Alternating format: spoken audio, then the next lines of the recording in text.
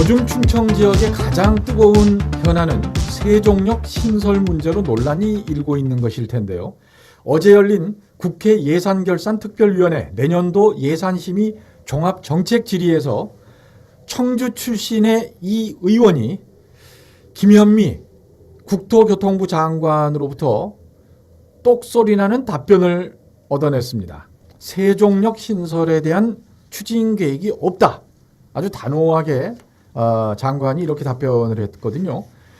구국의 강철 이빨, 여의도의 미스터 션샤인, 대한민국 국방의 방탄 중년단, 그리고 와우팟의 고정 패널, 정의당 김정대 의원 전화 연결돼 있습니다.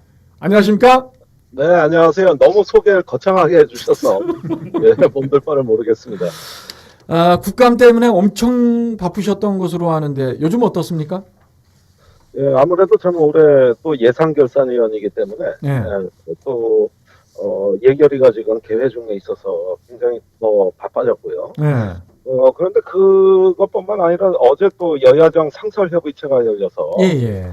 청와대 가가지고 5당 대표 회담에 같이 참여하고 대통령도 뵙고 네. 그야말로 요즘 국정의 어떤 최고치까지 제가 올라온 것 같습니다. 청와대는 몇 년 만에 들어가 보신 거예요? 가끔 갔습니다. 그런데 이번에 여야정 협의체에 직접 참여하긴 처음입니다. 제가 조금 전에 드린 말씀 들으셨죠? 그 세종역 신설 문제. 네.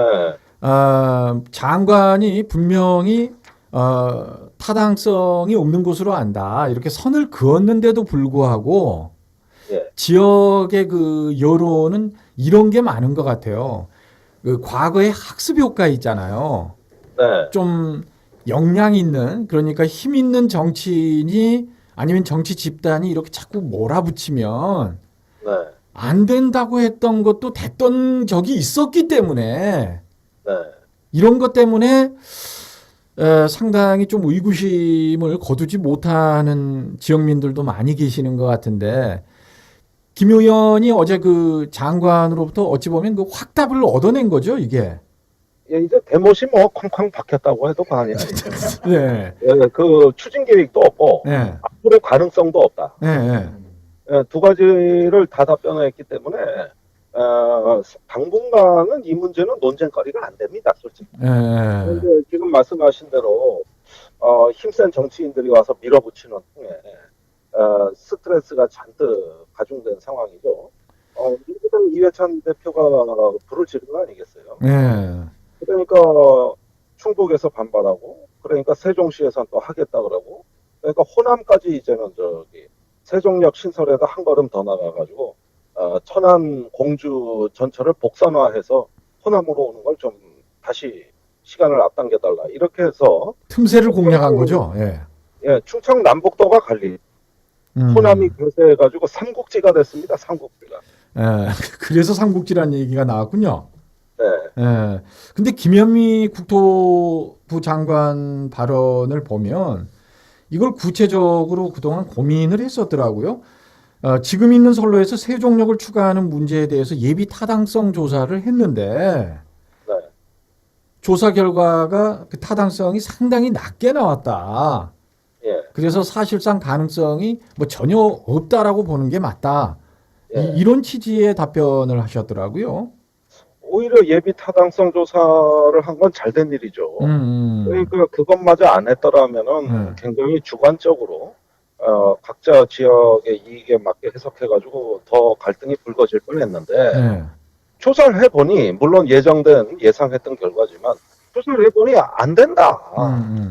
예, 그리고 이미 또 국가가 이건 다 지역 간의 합의로 이루어진 것이기 때문에 그 합의에 의해서 한 것이고, 이 합의를 변경시키는 거는 예비 타당성 해보니까 아주 타당성이 낮고 그래서 가능성이 없다.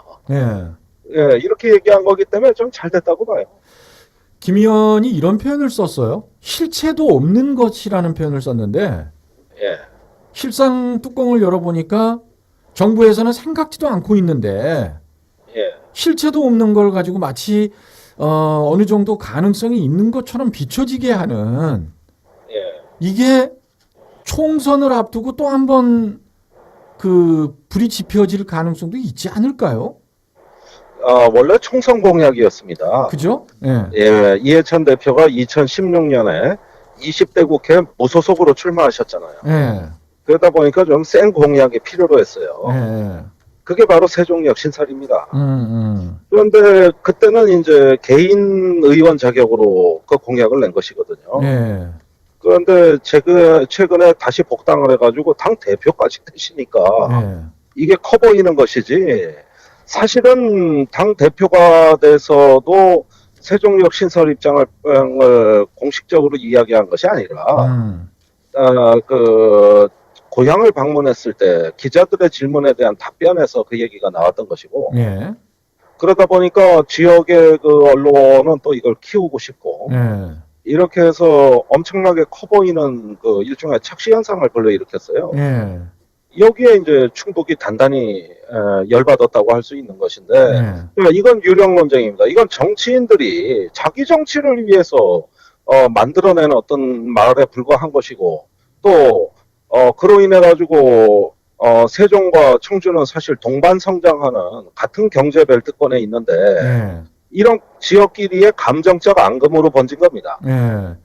김종대 의원의 어제 그 질문은 이런 효과가 있을 것 같아요. 총선을 앞두고 예, 또 다른 정치인이 비슷한 논리를 내세워서 또 주장을 할 수는 있거든요. 네, 바로 그랬을 때 우리 충청북도에서는 무슨 얘기입니까? 예, 2018년 그 11월에 정의당의 김종대 의원이 분명히 장관에게 이런 질문을 했고, 예, 당시 장관이었던 김영미 장관이 분명히 이렇게 답변을 했습니다. 네. 이렇게 쐐기를 박을 수 있는 효과가 있는 것 같아요. 예, 그래서 대못을 쾅쾅 박으려고 그 질문을 한 건데요. 예. 참 저는 가슴 아프게 생각합니다. 이렇게 정치인들이 지역을 분열시키고 어떤 그 감정적인 그 앙금을 만들었다는 건 나쁜 정치라고 제가 표현했어요. 다음에 누가 이런 공약 내는 거 좋은데, 그런 걸로 인해 가지고 같이 동반 성장해야 될 바로 우리 이웃 사촌 지역하고 척지게 만드는 이런 나쁜 정치 좀 하지 말자. 사실 이게 어떤 국민적인 합의나 이런 게 없었더라면은, 또 객관적인 어떤 근거도 없었다면은 뭐 사람들이 상상력 갖고 말할 수 있는 거지만은, 이건 이미 결정이 다 지역 간의 합의로 끝난 것이고, 또 더군다나 그 앞으로 실현될 가능성도 없는 얘기인 만큼 이걸 정치에 이용한다 그러면 이런 정치인은 이제 국회에서 좀 퇴출해야 될 그 나쁜 정치인이라고 저는 생각해요. 그런 점에서는 민주당 내에서조차도 곤혹스러움이 있거든요. 그런데 왜 이제는 뭐 호남이나 수구 전국이다 이런 문제 뛰어들어가지고 없는 갈등을 만든다 그러면, 그런 나쁜 정치인들은 앞으로 정치하지 말아야 된다. 만약에 누가 이런 주장을 다음 선거에서 얘기한다면은 저는 그 얘기를 할 수 있다고 봅니다. 당신 나빠요. 나빠요. 이렇게. 예. 예. 저희가 오늘 그 준비한 큰 질문은 국방과 관련한 것입니다.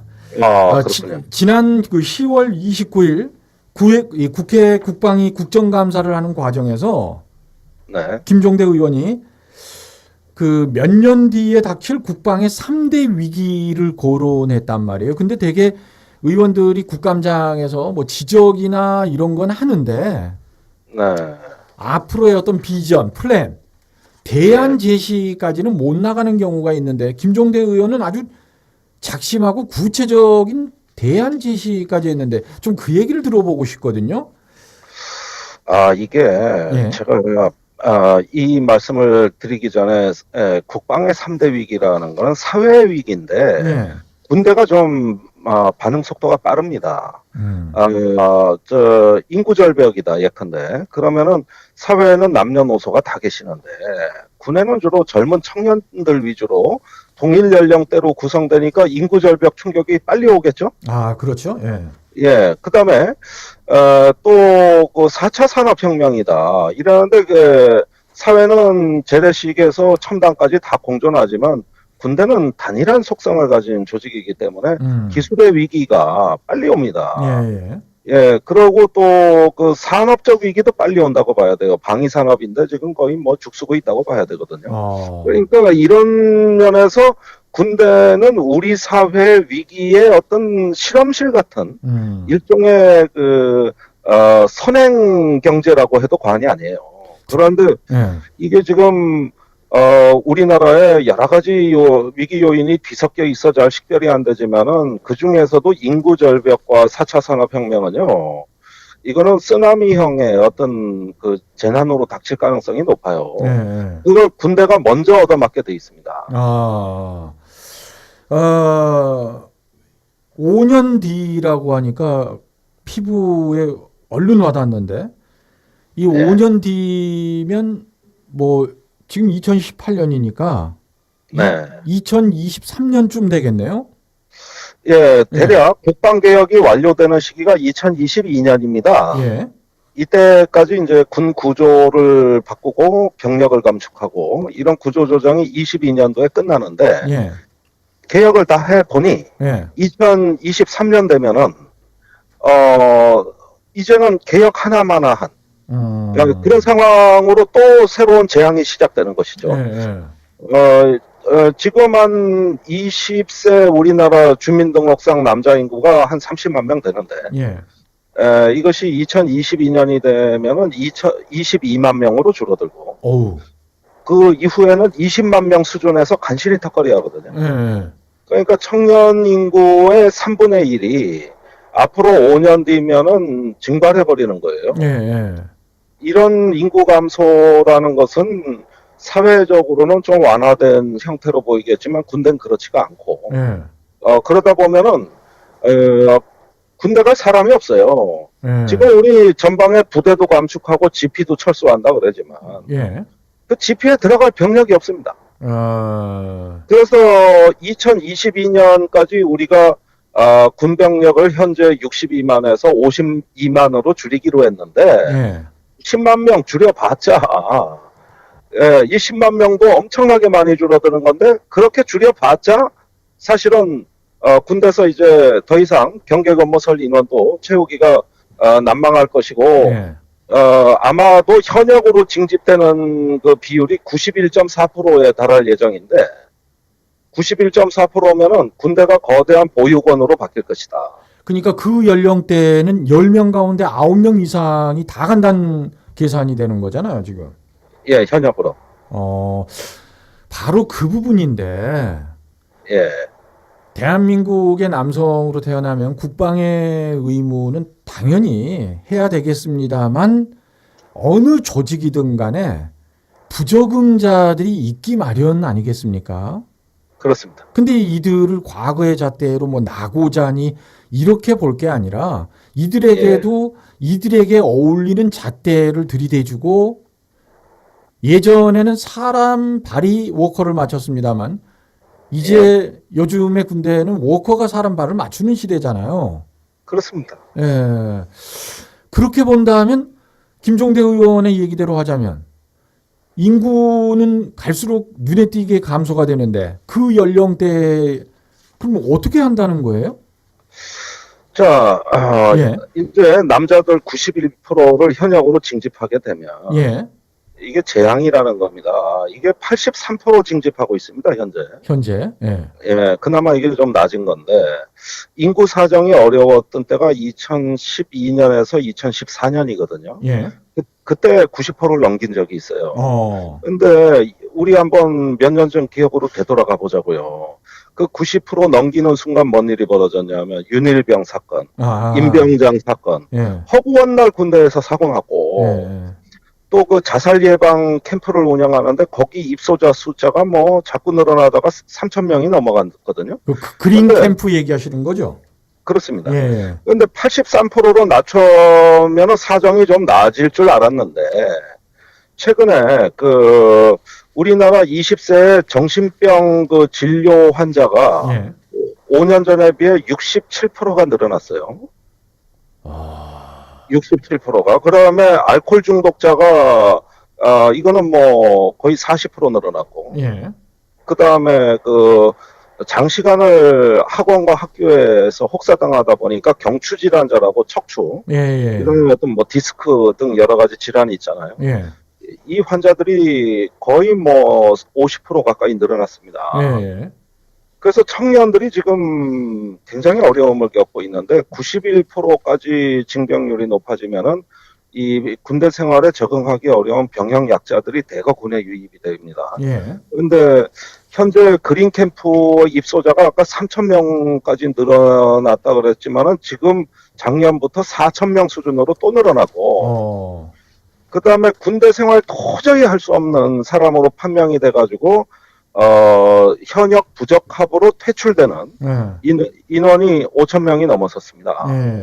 거기에다가 각종 어떤 신체적 문제로 인해 가지고 1,700명 가량이 또 현역 부적합으로 판명이 돼서 도합 7,000명이 군대에서 만기를 채우지 못하고 지금 나오고 있어요. 이 숫자가 자꾸 늘어나 가지고 이제는 군대가 청년들을 케어할 수가 없는 상황이 돼버린 것이죠. 국방부의 입장은 어떻습니까? 혹시 뭐 아시는 거 있습니까?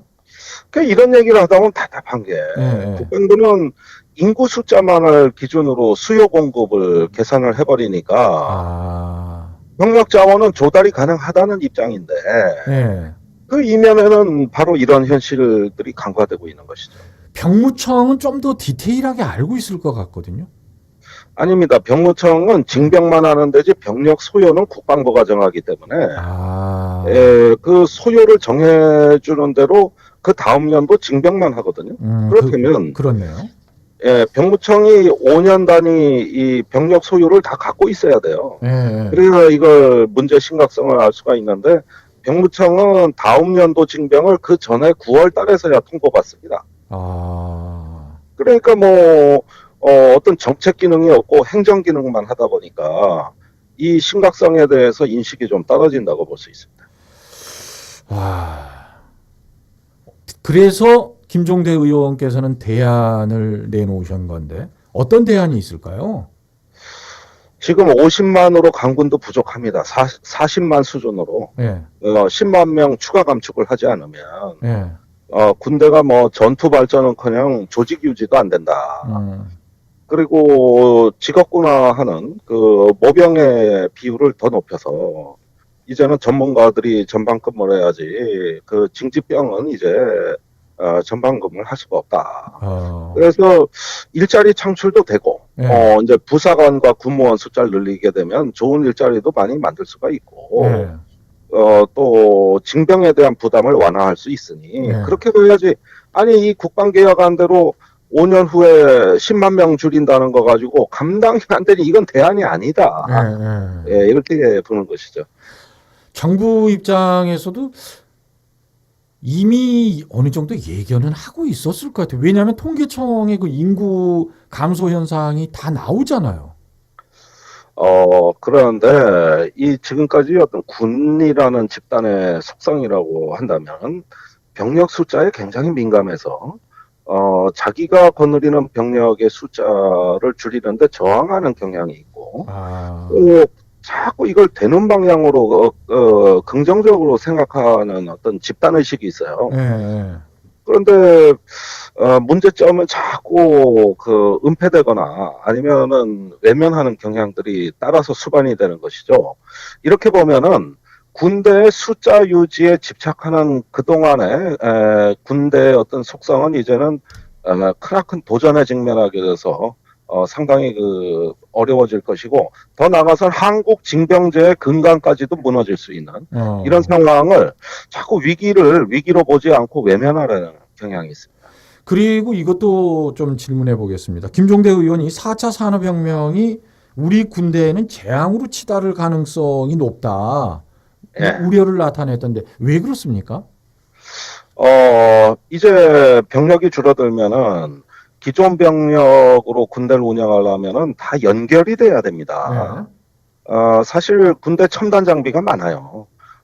지상, 해상, 공중에서 첨단 장비가 많은데 장비를 사오는 데만 관심을 뒀지 이런 연결, 네트워크화 하는 데는 소홀히 해가지고 대부분 그 정보화 실적이 미흡한 상황이죠. 예를 들겠습니다. 예, 예. 우리 자동차에 위성항법 GPS 달려 있잖아요. 예, 예. 군대 장비에 그 왜 상륙하는 돌격 장갑차라고 있어요. 예. 전차도 있고 예. 안 달려 있습니다. 아, 그래요? 예, 또 날아다니는 그 UH-60이라는 헬기 군대 갔다 오신 분들 많이 알아요. 예, 예, 예. 그러니까 한국군이 쓰는 비교적 좋은 헬기인데 예. 여기에도 없습니다. 너무 그러니까 예. 운전사나 조종사가 휴대폰을 보면서 번갈아 보면서 계기판 봤다 휴대폰 봤다 이러고 있어요. 그러니까 이렇게 연결이 안 된 상황에서 높은 기술적 임무를 부여받게 되면은 방법이 없다. 네. 그리고 이제 초연결 사회에서 초지능 어떤 새로운 지능을 만들어 나가야 되는데 예. 그동안에 무기 사는 데만 그 몰입을 해왔지 그 무기가 상호 연결돼 가지고 높은 시너지 효과를 낼 수 있는 이런 정보화된 군대로는 거의 투자된 게 없다 보니까 간부들 보십시오. 무전기로 보고 합니까? 휴대폰으로 보고 하지. 바로 그 부분인데요. 예. 한 4, 5년 전에도 논란이 됐었던 게 병사들 그 휴대전화 그 사용 금지 네. 이 얘기가 나오니까 예. 저는 군인에게서 직접 들은 얘기인데 예. 그냥 코웃음 치더라고요. 저게 가능하겠냐고. 일선부대에서 다들 휴대전화로 오히려 휴대전화가 통신 보안도 잘 되고 하니까 예. 그걸로 많이 연락을 하는데 당장 어떡하려고 저러지? 이런 얘기를 그 당시에 하더라고요. 그 국방 예산에서 올해 그 전술 지휘 통제제라고 그 시스템이 있어요. 예. 최신형 무전기도 보급하고 또 격자형 통신망을 구성해서 일선부대부터 최고 사령부까지가 자유롭게 소통이 될 수 있는 이런 통신 체계를 만들긴 만들었는데 예. 이제 개발 과정에서 뭐가 잘못되고 해서 지금 13년째 야전에 배치가 지연되고 있고요. 올해 예산에는 아예 반영도 안 됐습니다. 그러니까 아직까지도 일반 휴대폰이 아니면은 과거의 구닥다리 통신 체계에 의존하는 군대가 4차 혁명이란 건 뭡니까? 위성 통신이에요. 위성을 기반으로 해서 모든 전투원들이 데이터와 또 데이터 교환이 가능한 이런 체제에서 비로소 가능한 것이죠. 그래서 4차 혁명이라는 거는 초연결 사회 그 네트워크에서 움직이는 건데 아무것도 없어요. 거기에다가 이런 어떤 원시군대 수준의 지금까지는 근육과 뼈만 증강하고 그 신경과 혈관은 방치해버린 것이죠. 그런 상황에서 앞으로 새로운 기술적 요구에 직면했을 때 이 군대는 굉장히 어려움에 직면할 것이다. 이런 측면입니다. 충북인 뉴스의 그 박명원 기자 아시죠? 네. 박명원 기자가 지금 의원님에게 질문하고 싶은 내용이 있다는데요. 그러죠. 네. 또 하나의 위기로 이제 산업의 위기를 말씀을 하셨는데요, 의원님. 예. 그 보통 대한민국 국방비 예산이 40조 원대를 훌쩍 넘는다라고 얘기를 하는데 네. 어떻게 위기가 올 수 있는 거죠? 자, 대부분 우리보다도 국방비가 작은 나라들에 오히려 우리가 종속당하는 상황이 벌어지고 국내 어떤 방위 산업은 괴멸 상태로 갈 거라고 보는 겁니다. 예를 들면 이스라엘 같은 경우는 우리나라 국방비의 절반밖에 안 되거든요. 그런데 우리나라보다 8배 무기 수출을 많이 하고 그 수출하는 내용도 세계 최고 성능의 아주 챔피언이라고 할 수 있는 핵심 무기들을 팔고 있어요. 우리가 그 8분의 1밖에 안 되는데 겨우 파는 게 총포 탄약입니다. 그러니까 2배를 쓰는데도 이렇게 성과가 안 나오고 또 스웨덴 보면 우리나라보다 국방비가 6분의 1밖에 안 돼요. 그런데 우리나라의 무기를 팔지 우리나라 무기 사가는 거 거의 없거든요. 이제 자주포 하나 우리가 판다는 건데 이것도 총포 아니면 탄약이에요. 그러니까 스웨덴에서 사오는 거는 뭐 레이더 같은 최첨단 장비를 사오고 우리가 파는 거는 재래식 10%란 말이죠. 예. 그러니까 자 여기서 이제 의문이 생기는 겁니다. 우리가 그 나라들보다 하루 이틀도 아니고 수십 년을 더 많은 국방비를 더 안정적으로 쓰고 또 국가의 산업 펀더멘탈이 더 좋아요.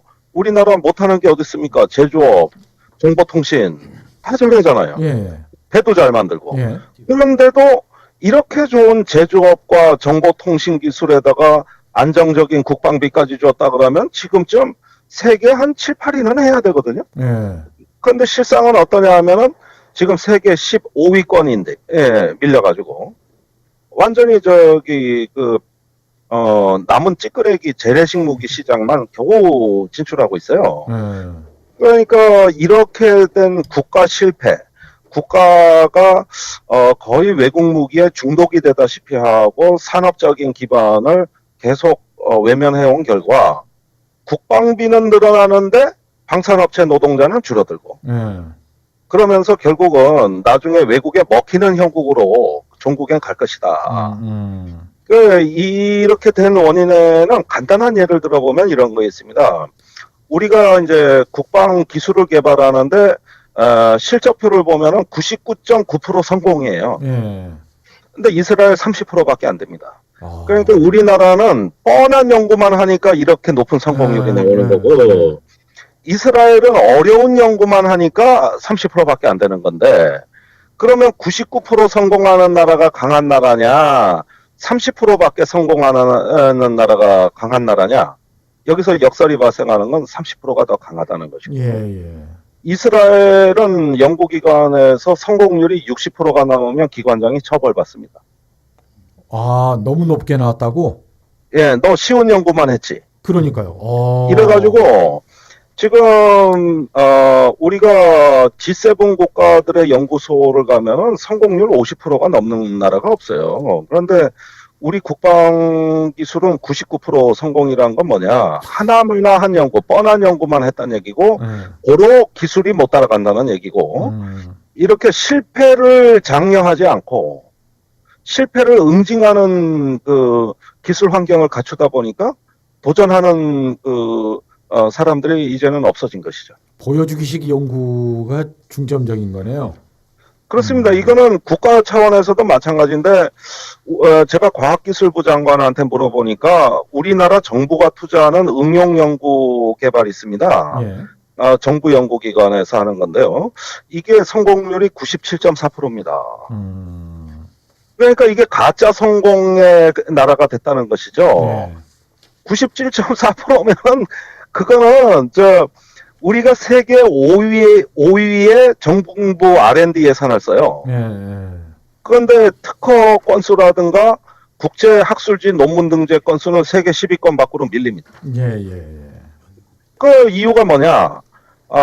말하자면은 보여주기식 뻔한 연구만 한 결과 세계 5위의 연구개발 예산을 쓰고도 결국은 성과가 나올 수 없는 구조로 갔는데 우리 사회의 독특한 문화입니다. 실패를 장려하지 않고 실패하는 자를 감사하고 변상시키고 응징하는 문화 속에서 우리가 자멸의 길로 가게 되는 것이죠. 말씀을 듣다 보니까 총체적 난국이라는 생각이 들어요.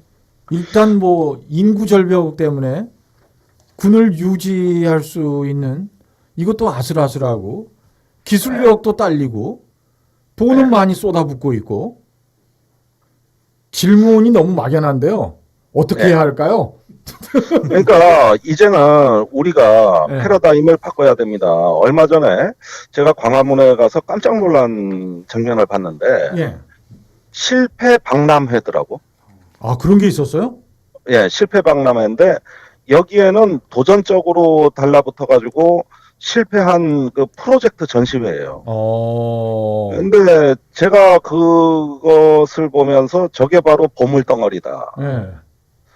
성공의 반대말이 실패가 아니다. 실패의 연장선이 성공인데 우리는 여태 실패자는 그야말로 패가망신하는 걸로 알고 기피해오다 보니까 저 보물덩어리를 버렸다.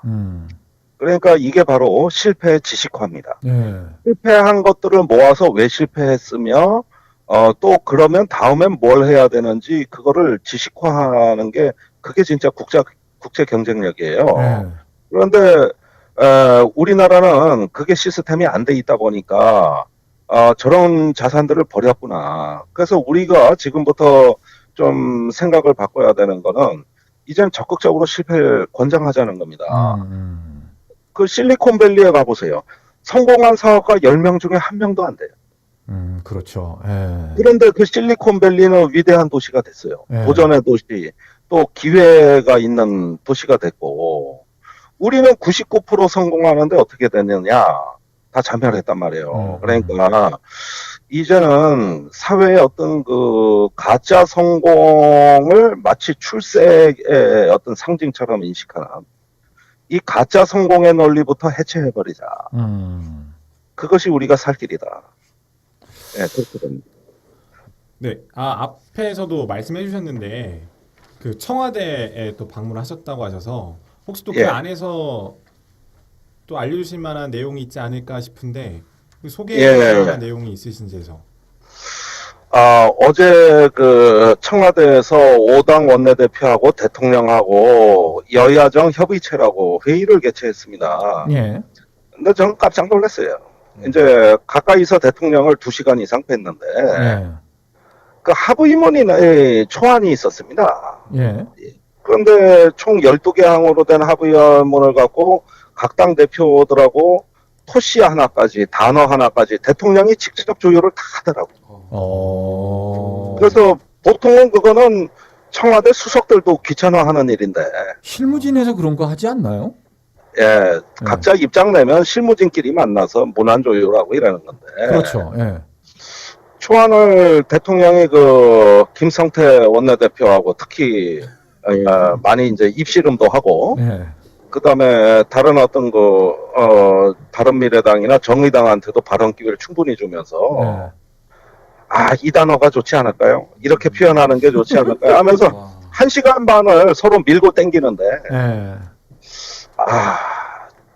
제가 이런 건 처음 보거든요. 예. 그런 면에서는 전혀 귀찮아하지 않고 성실하게 하는 거 보고 깊은 감명을 받았습니다. 그래서 나중에 이제 식사 시간은 또 따로 가지면서 그때는 편한 얘기도 하고 이러면서 여야정 그 아주 화기애애한 분위기였는데요. 보통은 자유한국당이 잘 안 옵니다. 그런데 어제는 웬일인지 김성태 대표가 와가지고 잘 어울리더라고. 그 입씨름을 대통령님이랑 김성태 원내대표랑 했다던데 어떤 내용을 가지고 그렇게 입씨름을 했는지. 첫 번째는 원전 문제로 충돌했어요. 그래서 김성태 대표는 원전을 활성화하겠다는 표현을 넣겠다는 거고, 대통령은 우리 정부가 언제 탈원전 했냐. 그 표현이 과하다. 그리고 그 원전의 경쟁력을 기술 발전을 하겠다는 표현을 넣으려면 그 앞에다가 현 정부의 에너지 정책의 기초 위에서 이렇게 한마디 넣자. 그럼 받아주겠다. 그래가지고 이거 갖고 한 30분 싸우다가 결국은 대통령이 관철을 시켰고 또 그 외에도 사실은 야당에서는 굉장히 요구사항이 많았습니다. 소득주도 성장에 대한 비판 얘기도 있었고 또 임종석 비서실장에 대해서 그날 옆에 앉아 있는데도 공격하더라고요. 경질 요구 이런 것도 했었나요? 예? 경질 요구나 바꿔라, 교체라 이런 얘기를 밖에서 많이 하던데. 거기까지는 안 갔지만 아니 청와대 비서실장 이낙연 국무총리 또 여당의 홍영표 이런 분들이 회동을 한다는데 이건 눈 뜨고 못 본다. 그래서 무슨 이거 제왕적 대통령제 실세 비서실장 아니야 하고 원색적인 공격이 나왔어요. 그런데 대통령께서 다 듣더라고. 다 듣고 웃더라고. 그런데 임종석 실장은 또 옆에서 자기 얘기하니까 근데 그 양반도 워낙 비웃살이 좋아가지고 그거 다 웃으면서 받아주더라고요. 그런데 어쨌든 그런 공방들 같은 거 아주 제가 흥미진진하게 봤습니다. 한간에 나오는 얘기가 문재인 대통령께서 김성태 그 자유한국당 대표를 너무 사랑하신다, 편애한다 이런 얘기들이 많이 나오거든요. 예. 근데 김성태 대표는 자기가 전혀 사랑받고 있지 못하다는 주장을 하고 또 아니 이 양반들 그 얘기할 때마다 아주 입버릇이 됐는데 예. 돈 없고 힘 없고 탄압받는 야당이라는 표현을 꼭 쓰시는데 아니 진짜 돈 없고 힘 없는 제가 듣기에는 아주 열받아. 예, 그러면서 아주 무슨 어린애처럼 투정 부리는 게 아주 습관이 됐어요, 이 양반. 그 의원님, 저 예. 마지막으로 그 청와대회동 총평 한번 해주시죠. 여야정 협의체는 청와대가 낮은 자세로 손을 내밀었고 야당이 그 손을 잡아가지고 이루어진 아주 흔치 않은 협치의 사례입니다. 그런 만큼 이 정부가 항상 낮은 자세로 소통하는 어떤 그 자세가 성과를 거뒀다는 점에서 높이 평가는 하고요. 다만 그것이 교섭단체 위주로 가다 보니까 사회 소수자 목소리가 테이블 위로 안 올라옵니다. 그래서 교섭단체 위주의 이런 협상 자세는 조금 더 소수자에게로 그 지평을 넓히는 방향으로 개선이 된다면 더 좋을 것 같다. 그런 정도 총평을 합니다. 어쨌든 어제 그 뉴스를 보면서 의회 민주주의가 우리가 또 한 걸음 앞으로 나아가고 있구나 이런 느낌을 받았습니다. 네, 오늘 좋은 말씀 잘 들었습니다. 예, 감사합니다.